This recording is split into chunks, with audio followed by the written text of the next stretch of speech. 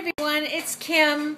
So I'm going to try to do some cutting videos of some of the soaps that I've made last weekend. All the other ones that I made that were like slab soaps that I really should have recorded, I didn't, because whenever I'm thinking of new designs and it's about the books, I totally don't want to deal with anything but other than listening to my story and working on soap and being inspired. And so I just hadn't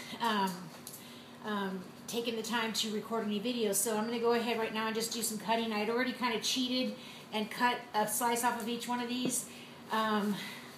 This one, I've made Earthly Delights before, but I made it this time a little bit different. So I had cut a piece off of it already. I don't know if you can see that. Not very coordinated here. And so I'll do a slice first and then I'll show you what I did. I'm going to go ahead and make a whole bunch of soaps this weekend, or not a whole bunch, but you know, make some soaps this weekend. And they're going to be new, so it'll be more exciting to actually record them. But here is Earthly Delights. I don't know if you can see. I took a blue and did a drop swirl with some brown mica, and then this little speckly area here is apricot kernel powder, and then just did a drop swirl. I really like drop swirls. And then the top, I just kind of flicked it with a spoon, and then I sprinkled some herbs de Provence on top, just for a little bit of a natural element. And when I pull the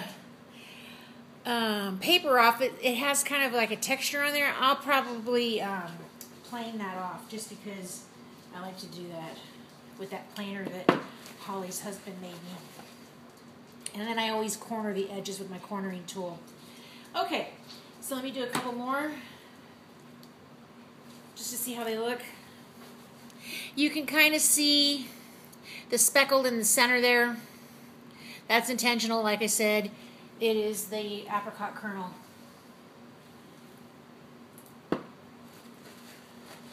So I have these Outlander series soaps that I'm going to be making, and they're going to be in the books. My son did a really cool design for them, for the label, and so I have like 5 or 6 blends that I'm going to do for them, and they're going to not be in this shape like my Sentimental Secretorum are for the All Souls. It's going to be in a slab form, because I want to be able to have the whole surface to put embeds and things on.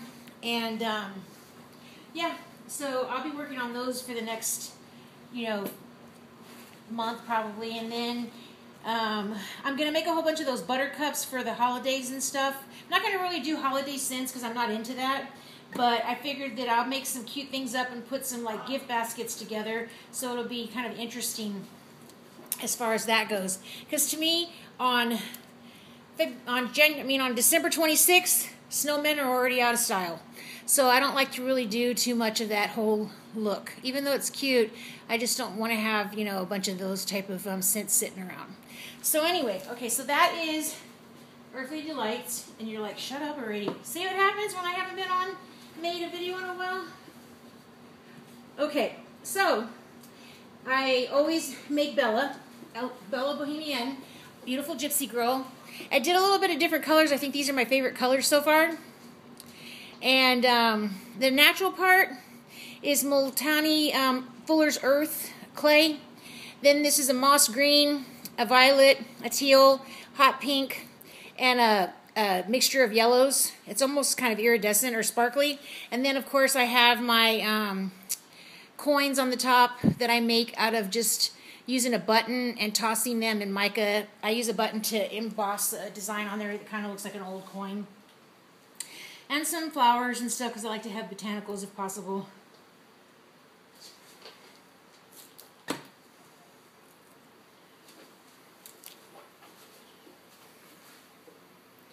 So there is Bella Bohemienne with the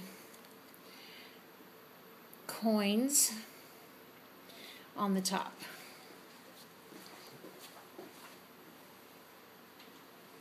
And that one is always a popular. I probably have made as many Bellas as I have like Leather Rosa.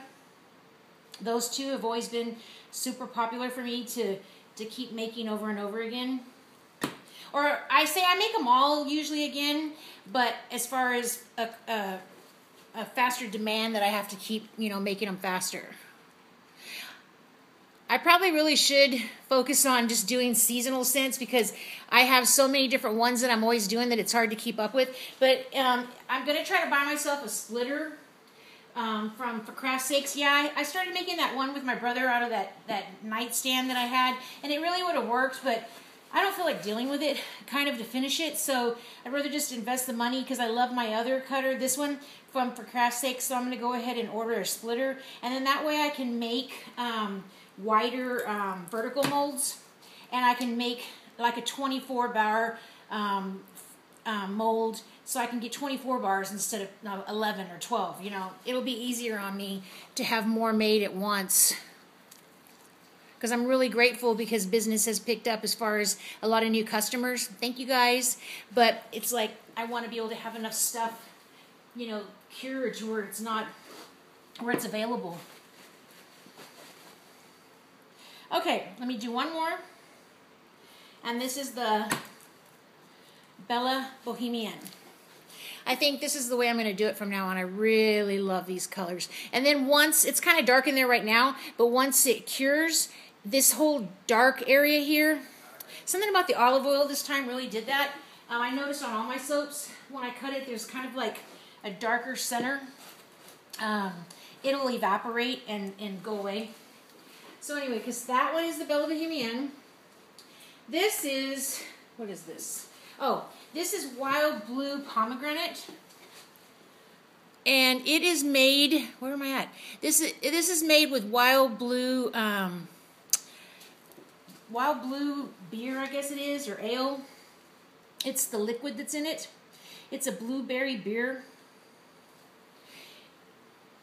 And it's a blend of a man scent with pomegranate, straight pomegranate, and a blueberry fragrance. And then the botanicals that are in there, that's pomegranate tea. And the top, I have this really cool purple, but like a Cabernet looking salt that I had bought for my salt lick lollies that I never used. But when you put it and it gets hot, it turns black anyway. So the beautiful burgundy color of it went away, and it's really just a Cabernet infused salt. But it lost that pretty shade because it was kind of pretty for like a pomegranate. So anyway, yeah, these are just real basic drop swirls, and that's it. Okay, so that is Wild Blue Pomegranate. And it's funny, I wasn't even going to redo this one again because I'm not a huge fan of blueberry, but everybody like went crazy over it, and so it's like I had to make it again.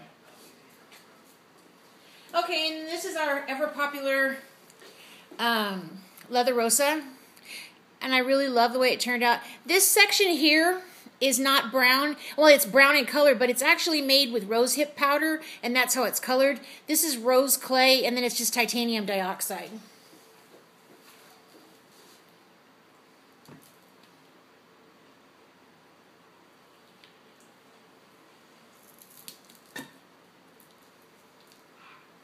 Yeah, and this is a blend of 3 different fragrances.